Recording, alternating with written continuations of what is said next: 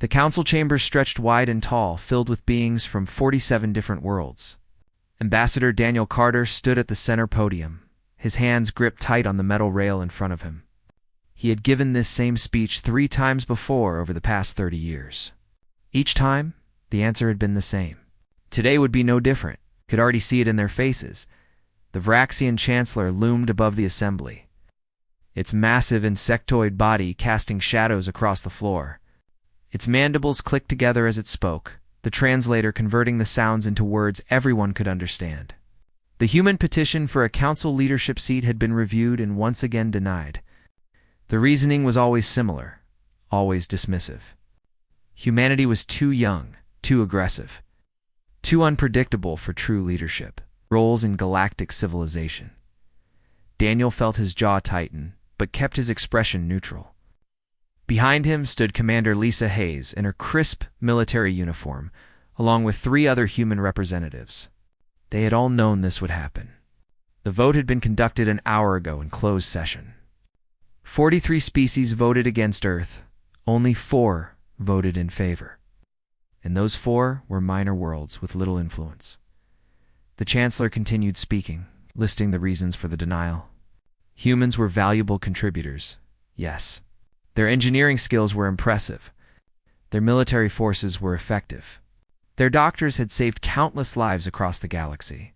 But leadership required something more, something humans apparently lacked. The Chancellor used words like refinement, diplomatic maturity, and cultural sophistication. Each word felt like a calculated insult. Daniel looked across the chamber at the assembled representatives. The Kalahari delegation sat in their crystalline seats, their bodies flickering with soft blue light. 15 years ago, their entire economy had been in ruins after the Scourge War devastated their industrial worlds.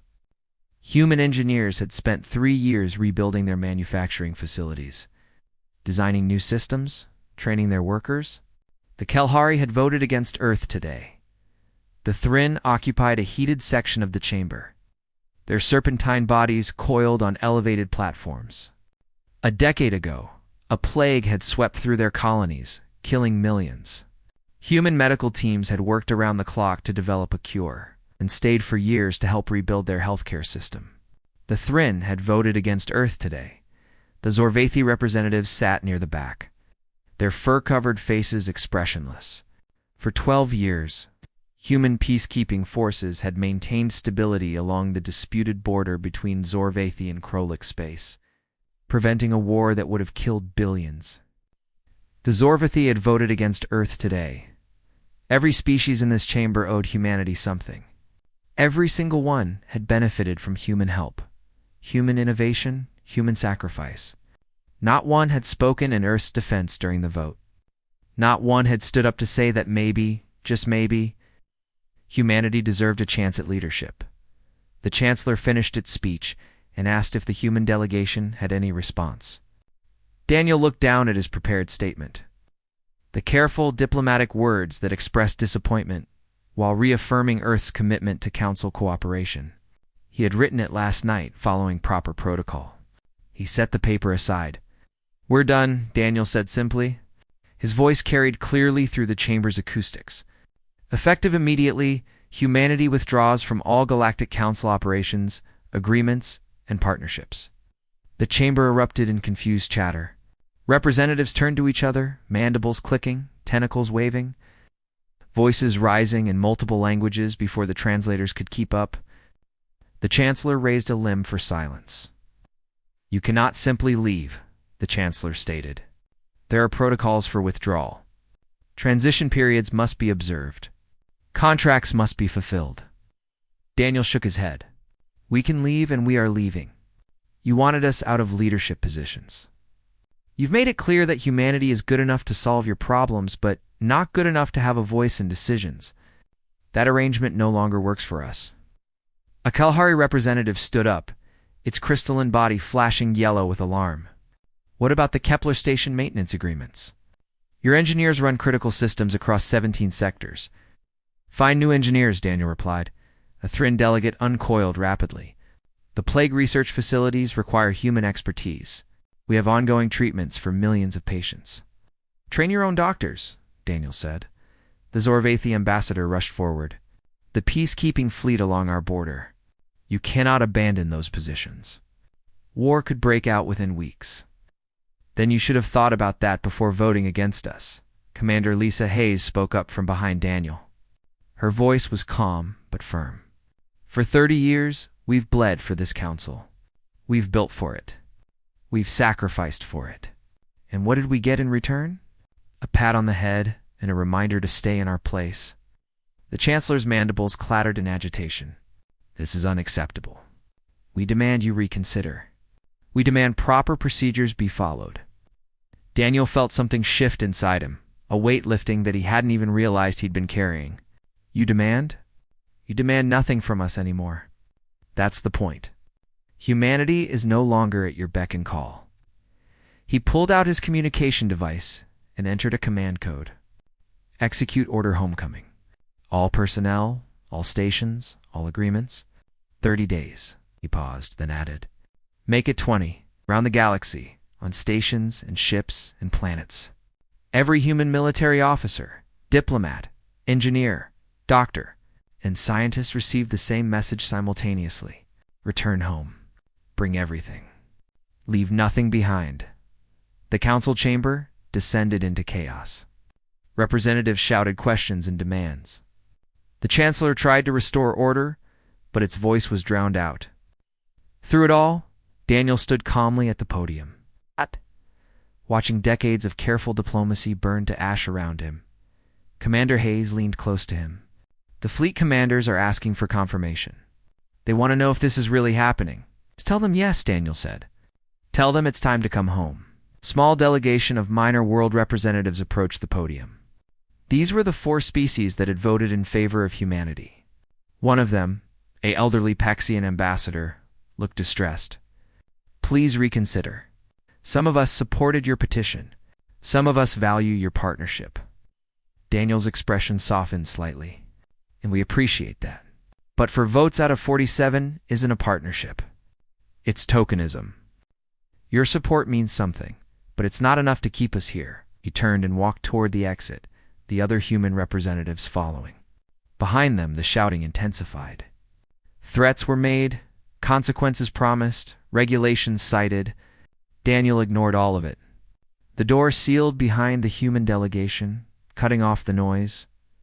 In the corridor outside, Lisa let out a long breath. That felt good, she admitted. It did, Daniel agreed. Now comes the hard part. We have 20 days to extract every human from council space and bring them home. 20 days to end 3 decades of integration. Can we do it? Another representative asked. Daniel smiled for the first time in weeks. We're humans. We can do anything. Behind them, inside the council chamber, the Varaxian Chancellor finally restored order.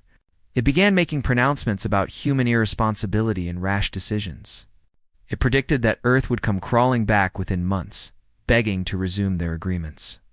The other representatives nodded along, already discussing how to pressure humanity into returning on the Council's terms.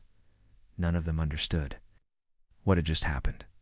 None of them realized that humanity had just stopped playing by their rules. The galaxy was about to change in ways they couldn't imagine.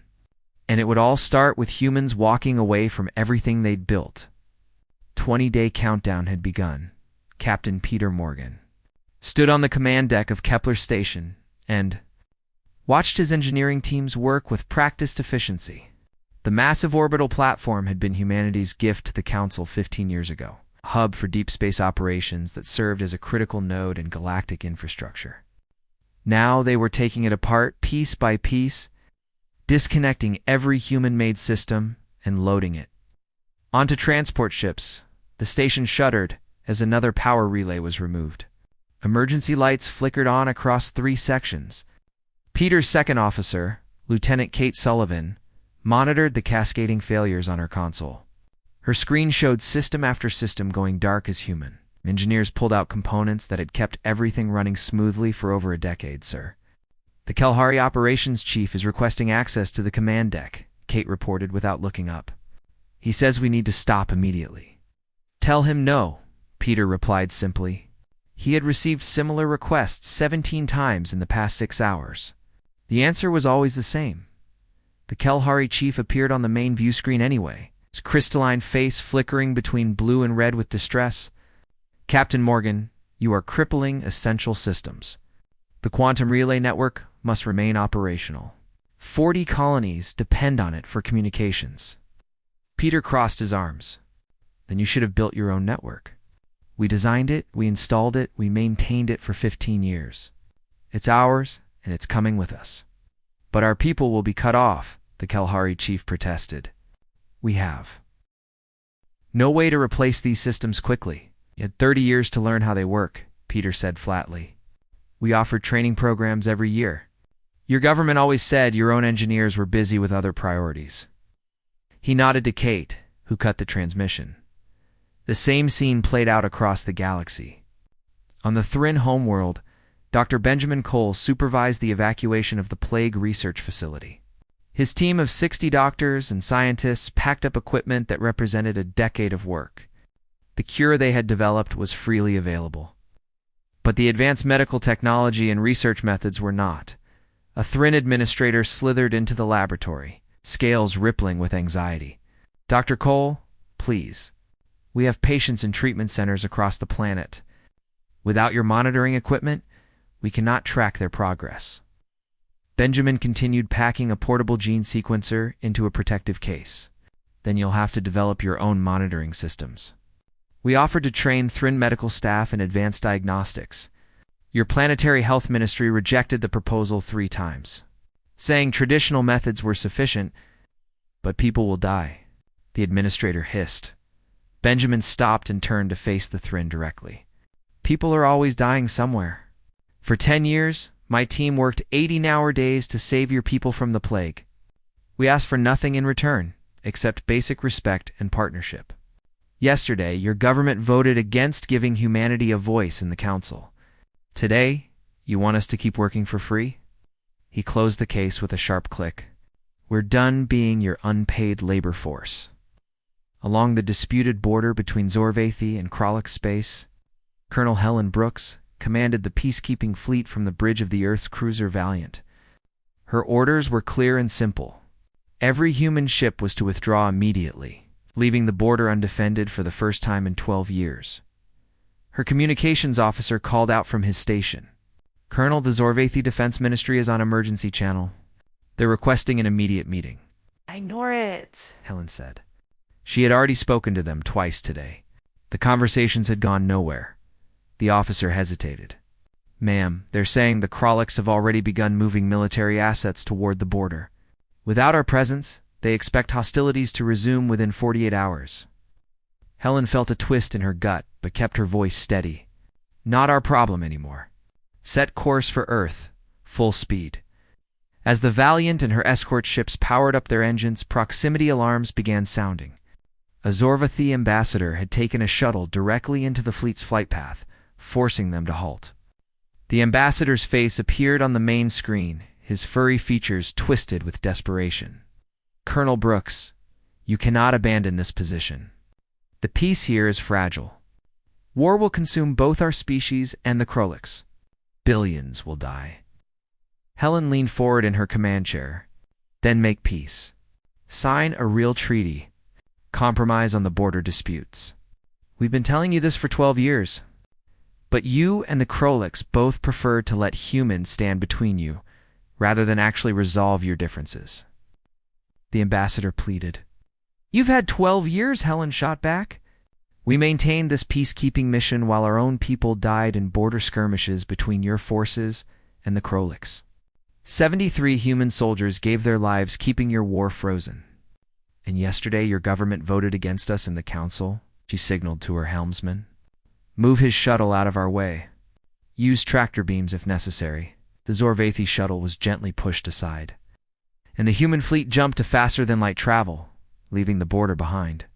Within hours, the first shots were fired between Zorvathi and Krolok's forces. The war that humans had prevented for over a decade reignited in minutes. Back on Earth, Admiral Greg Foster coordinated the massive logistics operation from the Planetary Defense Headquarters.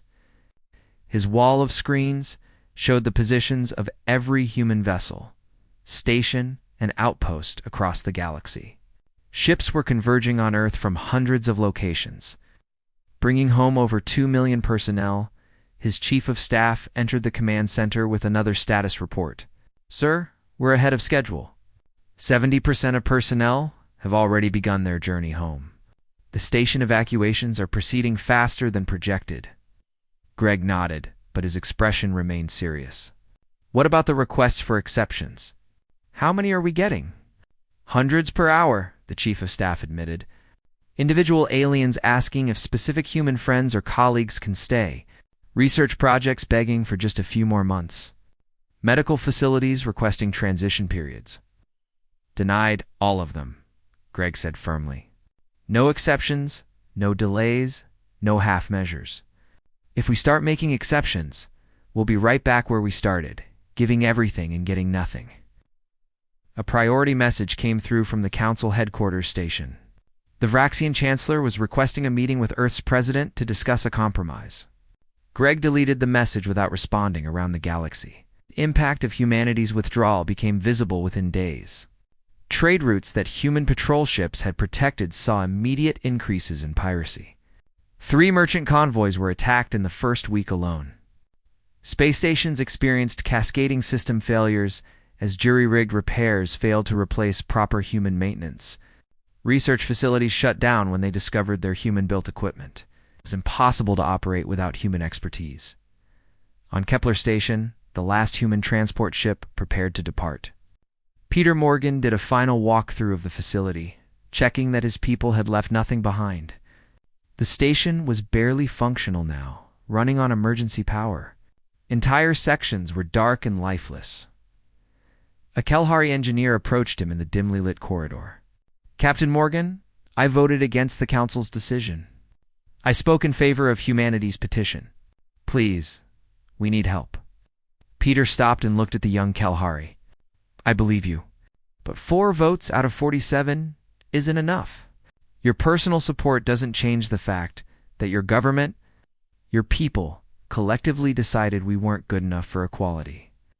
He gestured around at the dying station. "This is what happens when you take people for granted."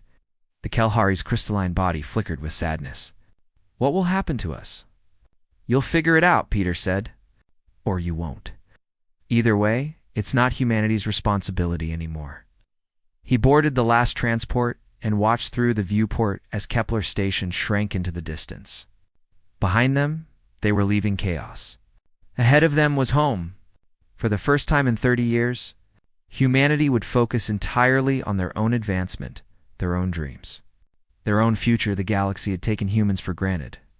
Assuming they would always be available to solve problems and fix mistakes, now the galaxy would learn to function without them. Some species would adapt and survive. Others would struggle and fail. But all of them would finally understand that humanity's cooperation had been a gift, not an obligation. The exodus was nearly complete, and there was no going back. 6 weeks after humanity's departure, the Galactic Council convened an emergency session.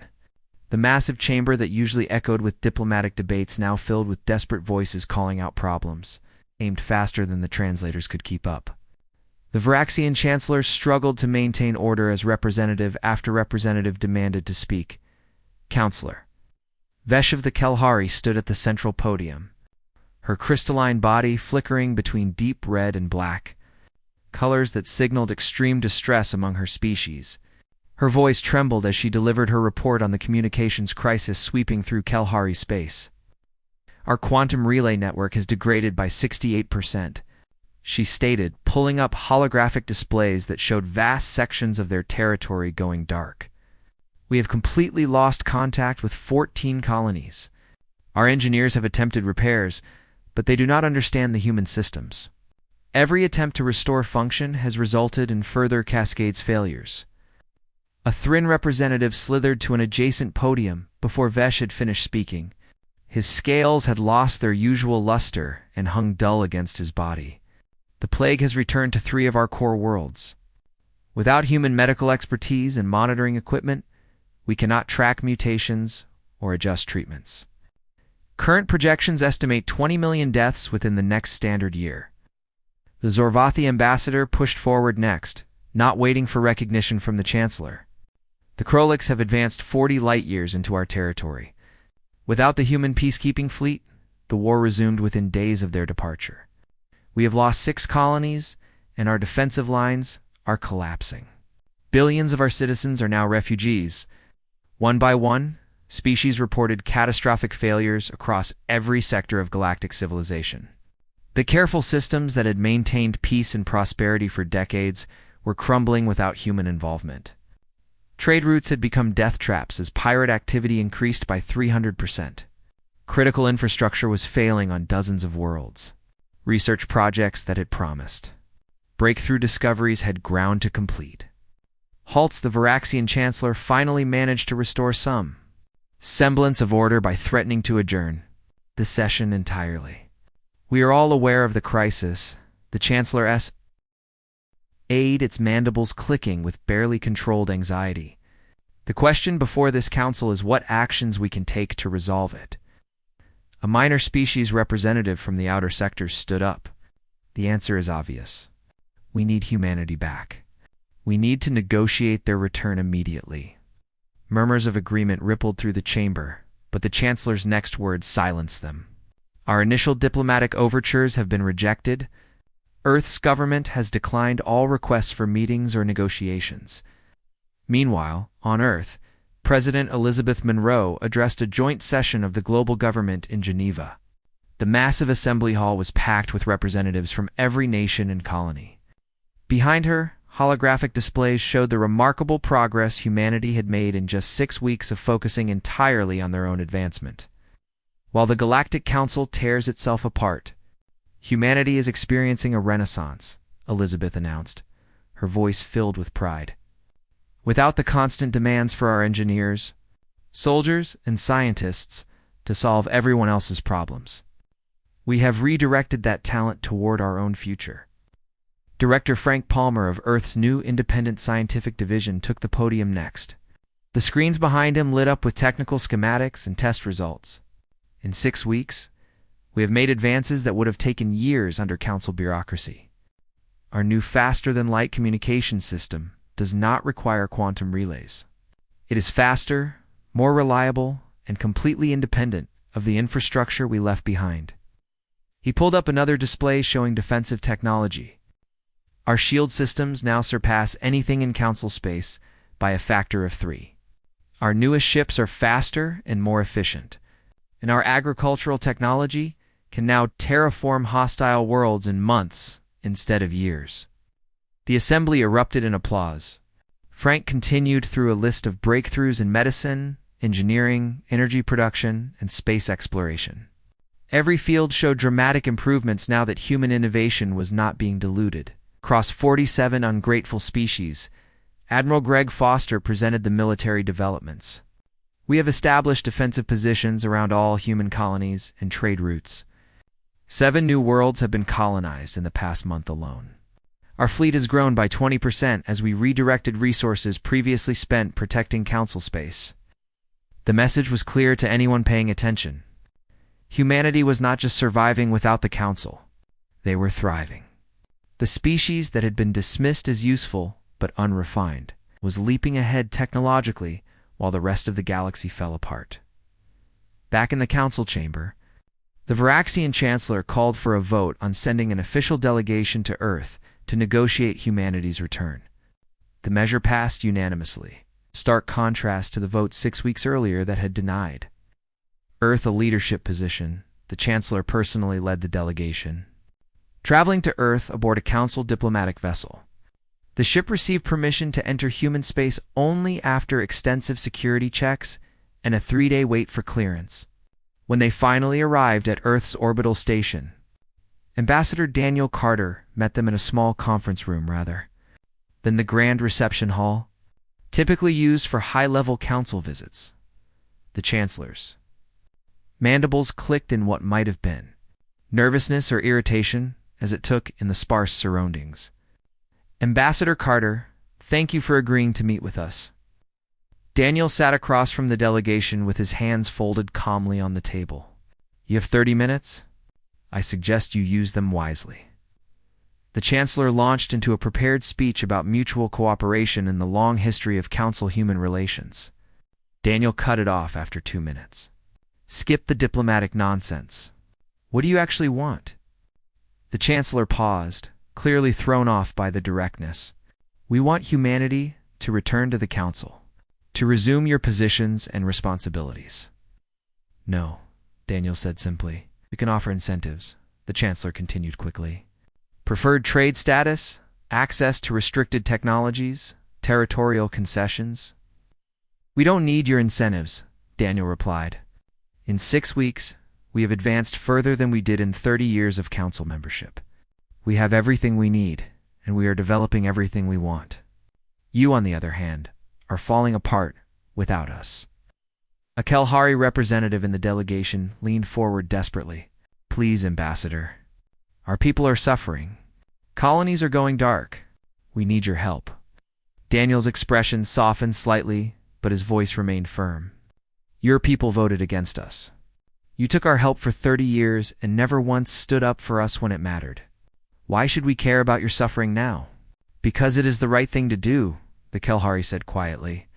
The right thing, Daniel repeated, his voice hardening again.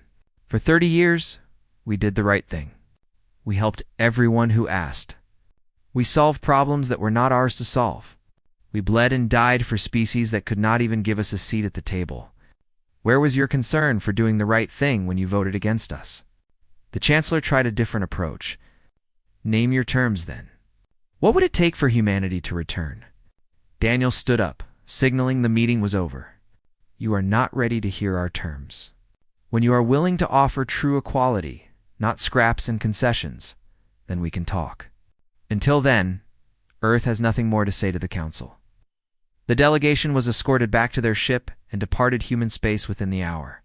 The Chancellor returned to the Council chamber and delivered the news that humanity had rejected all overtures for reconciliation. Several species representatives immediately proposed economic sanctions or diplomatic pressure to force Earth's cooperation. Admiral Greg Foster laughed when he read those proposals in the intelligence briefing. Let them try, he told his senior staff. They need us far more than we need them. Every day they wait is another day their infrastructure crumbles and our technology advances. By the end of the second month, 17 more Council systems had experienced critical failures. The Thrin Plague death toll reached 50 million. The Kelhari lost their most productive colony when life support systems failed completely and no one could repair them in time. Pirates had seized control of an entire trade sector. Choking off supplies to a dozen worlds, private communications began flooding into Earth's embassy. Not from the Council officially, but from individual species. The Kelhari offered exclusive technology exchanges. The Thrin offered mineral rights on resource-rich worlds. The Zorvathi offered permanent military alliances, each one trying to negotiate around the Council, desperate for any help they could get. Daniel reviewed the offers with President Monroe during a secure video call. They are trying to bypass the Council entirely, he observed. Cutting individual deals instead of accepting our terms? Let them sweat longer, Elizabeth replied. The Council needs to understand that humanity will not be satisfied with scraps anymore. We are not their repair crew or their soldiers for hire. Either we are equals or we are nothing. As the third month approached, even the proud Varaxian Chancellor began to crack under the pressure. The galaxy was burning, and only humanity seemed to have the tools to put out the fires. The question was no longer if the Council would accept humanity's terms, but how much more they would lose before finally swallowing their pride. 3 months after the Exodus, the Galactic Council faced complete systemic collapse. The Varaxian Chancellor stood before an emergency assembly that had been called at midnight station time, a clear sign of how desperate the situation had become. Representatives from species across the galaxy filled the chamber, many of them looking exhausted and defeated.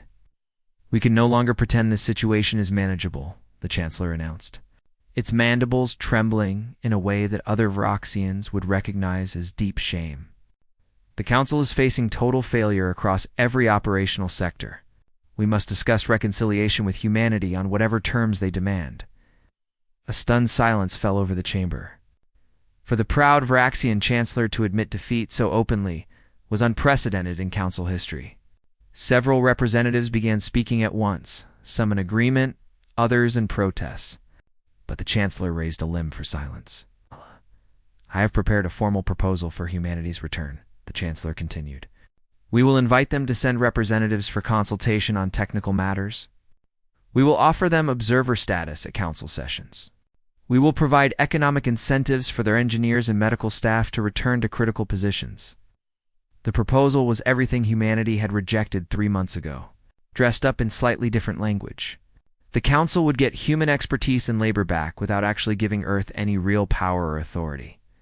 It was the same arrangement they had always offered, just with a few extra privileges attached. Ambassador Daniel Carter received the official invitation in his office at Earth's Geneva headquarters. He sat at his desk, reading through pages of flowery, diplomatic language that carefully avoided any actual apology or acknowledgement of wrongdoing.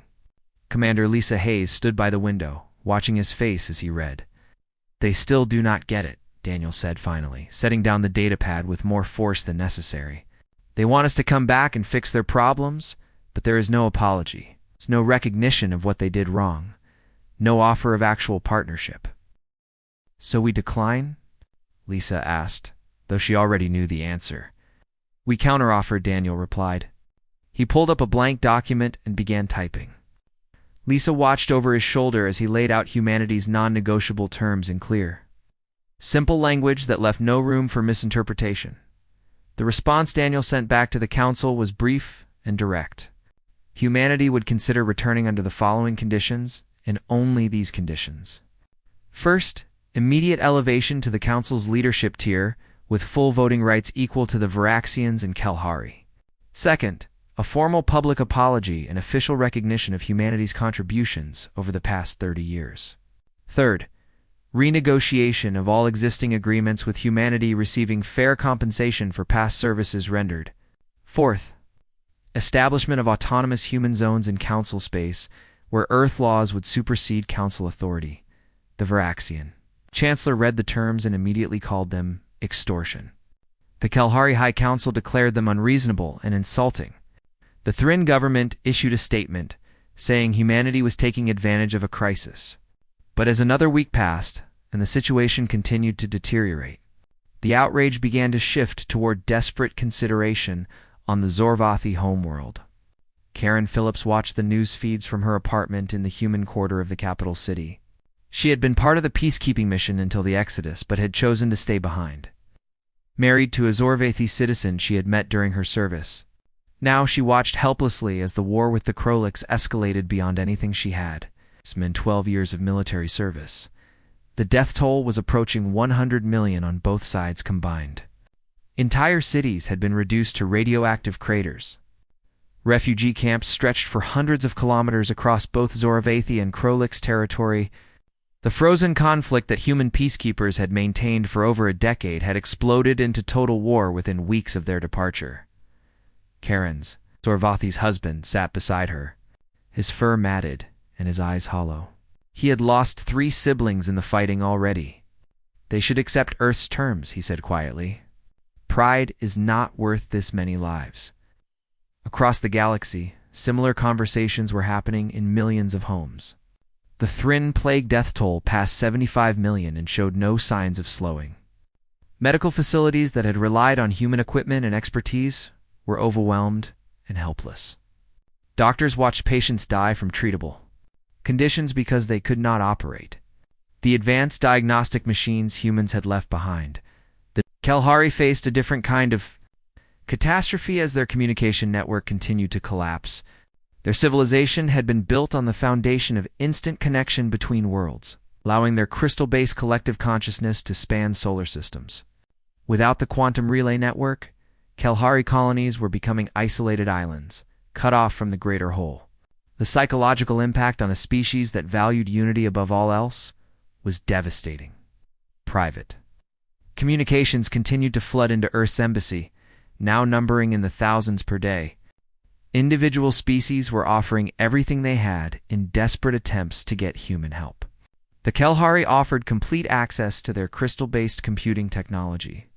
The Thrin offered exclusive mining rights to rare elements found only in their territory. The Zorvathi offered to cede 3 entire star systems to human control. Daniel reviewed the offers with President Elizabeth Monroe and the Earth Cabinet during a secure conference. The holographic displays showed the mounting desperation across the galaxy. Every metric showed the Council spiraling toward complete failure. "They are trying to negotiate around the Council again," Daniel observed. "Individual deals instead of accepting our terms for official return." Elizabeth shook her head. "We hold firm. If we start accepting individual agreements, we will end up right back where we started. Valued for our services but not respected as equals." Admiral Greg Foster spoke up from his position at the Defense Ministry. "We are receiving intelligence that some Council species are considering military action. Nothing concrete yet, just preliminary discussions about forcing our cooperation." "Let them try," Elizabeth said coldly. "Our defensive capabilities have advanced far beyond anything in Council space. Any military action against Earth would end badly for them, and they know it." Director Frank Palmer added his analysis. "The technological gap is widening every day. We are now approximately 5 years ahead of Council technology in most fields. Our newest ships are faster, better armed, and more efficient. Our medical science has advanced beyond their best facilities. Our communications network covers all human space with perfect clarity." The message was clear. Every day the Council delayed was another day humanity pulled further ahead while they fell further behind. But the Council's pride was still too strong to accept Earth's terms completely. The Varaxian Chancellor made one more attempt at compromise. A new proposal arrived offering humanity a temporary seat on the Council leadership with a review period after 5 years. It was closer to what Earth wanted but still fell short of true equality. Daniel rejected it within an hour of receiving it. "Temporary means nothing," he told Lisa as they reviewed the rejection message before sending it. "We are not asking for a trial period or a probationary position. We are demanding full and permanent recognition as equals." On the Council station, the Chancellor received Daniel's rejection and finally understood that humanity would not compromise. The choice was simple now. Accept Earth's terms completely, or watch galactic civilization continue its collapse into chaos. A Kelhari counselor approached the Chancellor privately after the rejection arrived. Her crystalline body flickered with urgent orange patterns. "We cannot hold out much longer. My people are losing their connection to each other. Our civilization is fragmenting. Whatever pride we must swallow, it is worth it to save what remains." The Thrin representative joined the conversation uninvited. 80 million of my people are dead from a plague we had defeated with human help. How many more must die before we admit we were wrong?" Even the proud Varaxian Chancellor could not ignore the reality any longer. The galaxy was burning, and only humanity had the tools and knowledge to put out the fires. Pride had a price, and that price was becoming too high to pay. The Chancellor called for another emergency session. This time the proposal would be different. This time they would give humanity what they had demanded from the beginning: full equality, complete recognition, and a permanent place at the leadership table. The galaxy had finally learned its lesson. But the question remained whether humanity would accept their surrender, or let them burn a little longer. The Galactic Council chamber looked different when Ambassador Daniel Carter returned for months after walking out. The arrangement of seats had been restructured, with 3 central podiums now forming a triangle at the heart of the assembly. The Varaxian Chancellor stood at one point, a Kelhari High Counselor at another, and the third podium stood empty, waiting for humanity's representative. President Elizabeth Monroe walked through the chamber doors, flanked by Daniel and Admiral Greg Foster. Every representative in the room stood as she entered, a gesture of respect that had never been offered to any human delegation before. The silence was complete as she made her way to the empty podium and took her position at the center of galactic power. The formal ceremony had taken place an hour earlier in private chambers. The Council had signed documents granting humanity full membership in the leadership triad with permanent status and equal authority to the Varaxians and Kelhari. But the public ceremony was what mattered, a visible symbol that everything had changed. The Varaxian Chancellor spoke first. its voice carrying clearly through the translation systems. On behalf of the Galactic Council, I formally acknowledge the errors of judgment that led to humanity's departure. We failed to recognize the value and necessity of true partnership with Earth. We took your contributions for granted and denied you the respect you had earned through decades of service. For this, we apologize without reservation. A murmur ran through the assembled representatives. Many species had never heard of Raxion apologize for anything, let alone so publicly and completely. The Chancellor continued, listing humanity's achievements and contributions over the past 30 years in detail. Acknowledging each instance where Council species had benefited from human expertise, when the Chancellor finished, Elizabeth stepped forward to address the assembly. Her voice was calm but firm, carrying the weight of humanity's collective determination. We accept the Council's terms and acknowledge their apology, but understand this clearly. Humanity returns not as your servants, but as your equals. The age of taking our contributions for granted is permanently over. She gestured to Commander Lisa Hayes, who brought up holographic displays showing the new framework for human reintegration. Our engineers will return to critical infrastructure positions, but systems will be redesigned with redundancy, and local species will be trained to maintain them independently.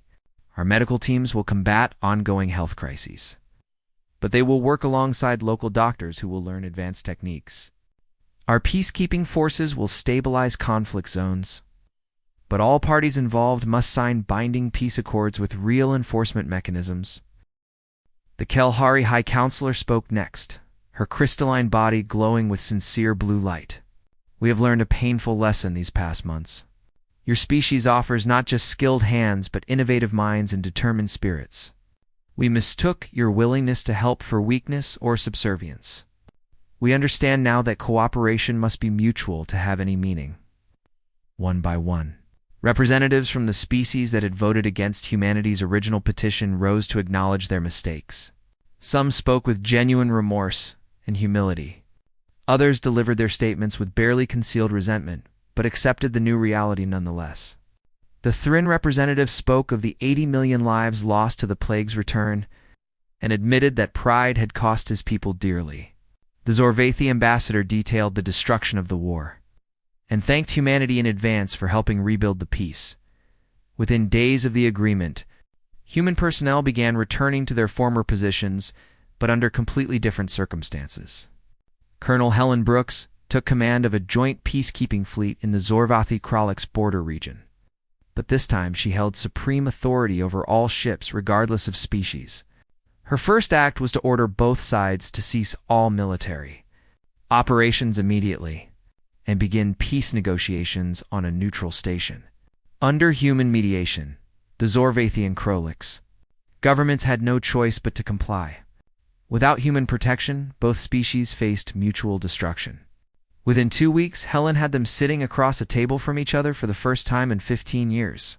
The negotiations were tense and often hostile, but Helen made it clear that humanity would not maintain the peacekeeping mission indefinitely. You have 6 months to reach an agreement, she told both delegations bluntly. After that, we withdraw again, and you can finish destroying each other. Your choice.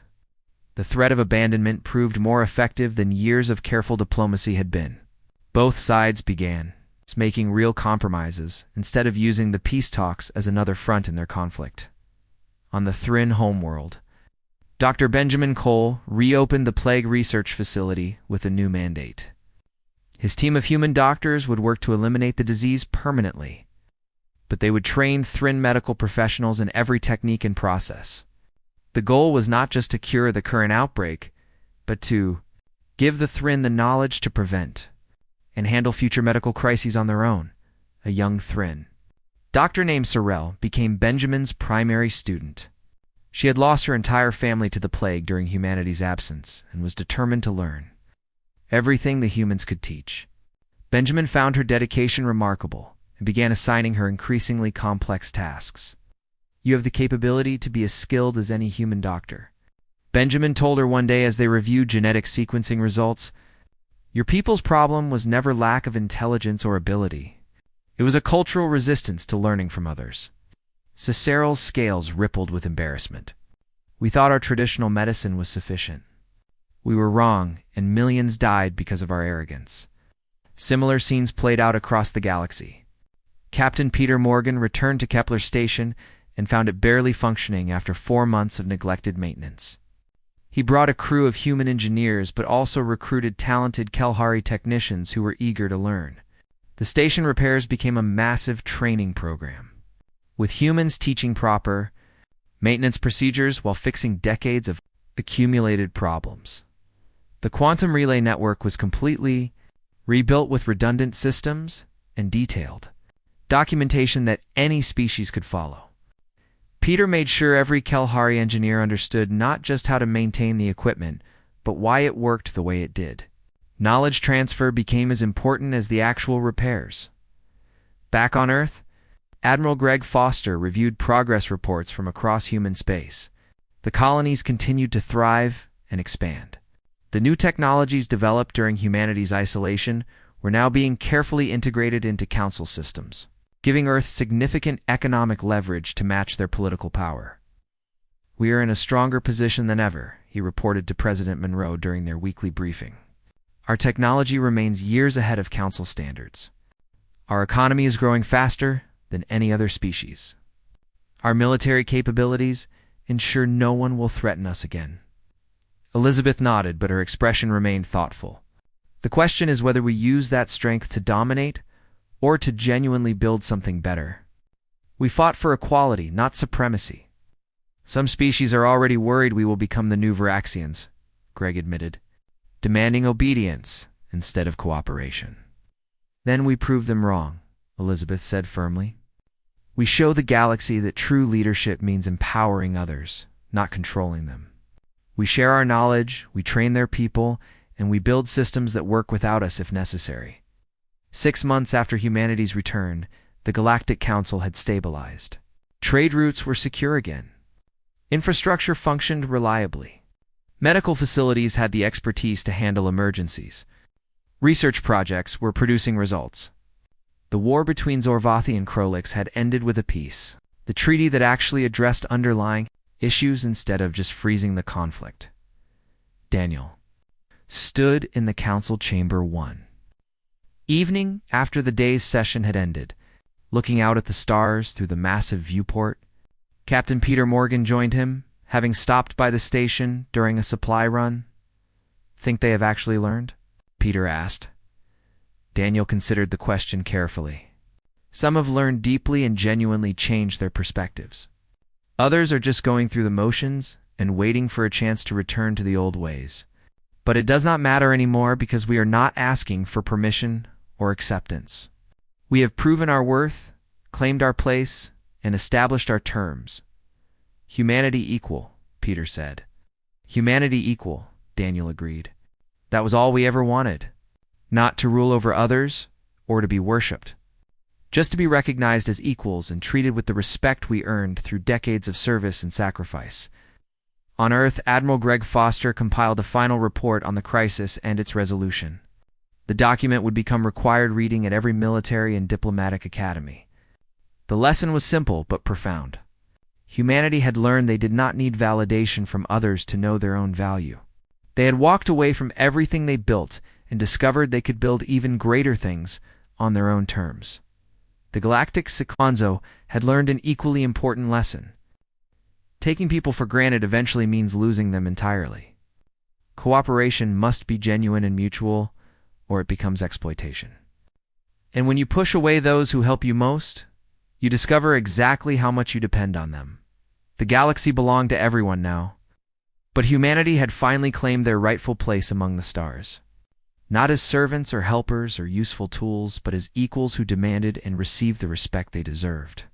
The Council had regretted everything about humanity's departure, but in the end, that regret had created something better than what existed before. The new order was built on genuine partnership instead of convenience. And it would endure because all species finally understood that equality was not something to be granted, but something to be demanded and defended.